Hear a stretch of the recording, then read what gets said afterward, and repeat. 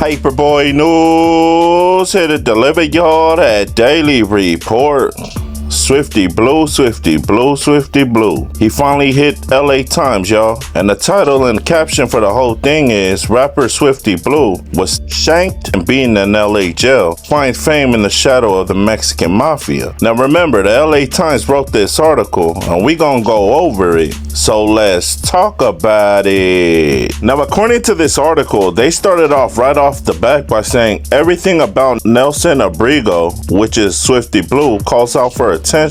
The tattoos that cover his face, the grills clamped to his teeth, the videos he posts on a constant basis, calling out anyone whose name might draw more eyes to his burgeoning career as the gangster rapper called Swifty Blue. The strategy has paid off to a degree, bringing him millions of streams on Spotify, a collaboration with the rap star Kodak Black, and a following on social media, which caught the eyes and the attention of the Mexican Mafia. Now according to the LA Times, they have a tape recording of the Mexican Mafia targeting to extort Abrigo, who's also known as Swifty Blue, for money. And I don't know if Swifty Blue paid the cash or the cash that he gave them wasn't the right amount of money, because according to this article, Swifty Blue, who's also known as Abrigo, was beaten and shanked up in Los Angeles County Jail by inmates suspected of acting on orders for the Double M's, or the Mexican Mafia. Swifty Blue is proud to have grown up in Paramount, a city in southeast Los Angeles County where 80% of its 53,000 residents are Latino. The child of a Salvadorian immigrant, Swifty Blue said his father worked as a carpenter and his mother as a housekeeper. At age 15, Swifty Blue followed an older brother into the Eastside Paramount gang. Now when Swifty Blue went to Paramount High School at the age of 15, he got kicked out of school.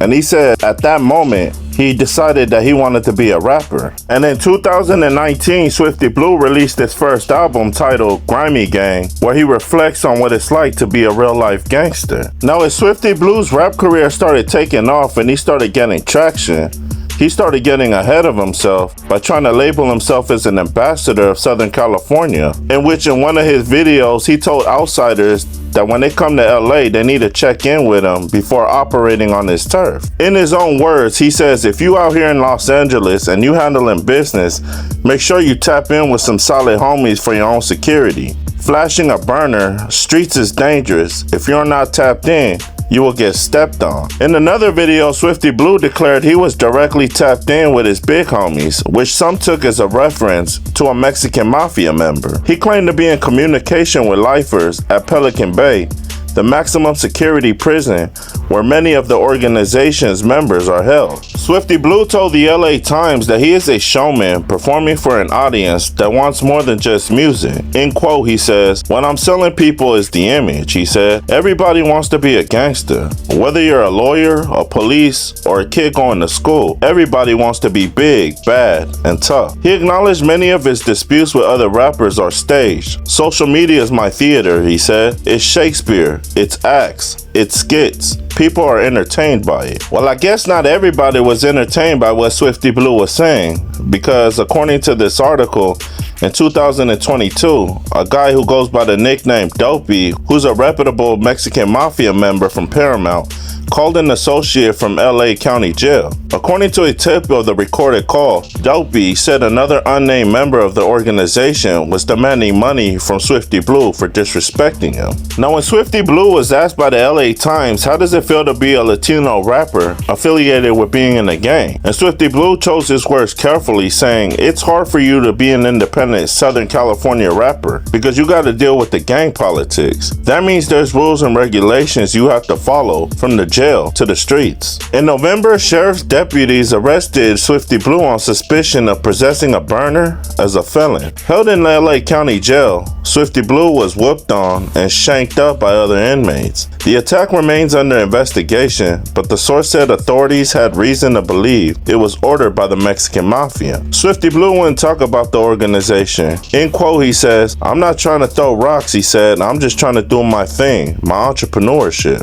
While being photographed by the Times inside the headquarters of Shakaware, a clothing brand that he supports, Swifty Blue said people who follow him on social media should remember The internet's the internet. Always take that into mind and consideration, you feel me? Cause you might see me in the streets and we might have a real interaction. Now that kind of explains the absence of Swifty Blue, because before I even read this article, you know, Swifty Blue was all over social media being reckless, trying to act like he held the keys to the whole city of Los Angeles. And no one really cared about him doing that, but when he said you gotta check in with him, I guess the higher powers didn't take kind to that. And shout outs to Swifty Blue for understanding the mistakes he made before it was too late and corrected them. Now when you see him on Instagram or any other social media platform, he's just playing his music rather than doing all of the other stuff he was doing before that incident happened to him. I mean, at the end of the day, no matter what race you are, if you belong to an organization, ain't nobody bigger than the program. But y'all like, share, and subscribe to the channel? Y'all let me know what y'all think down in that comment section. It's Paperboy Newsstand. Y'all be safe and stay dangerous out there. Gone.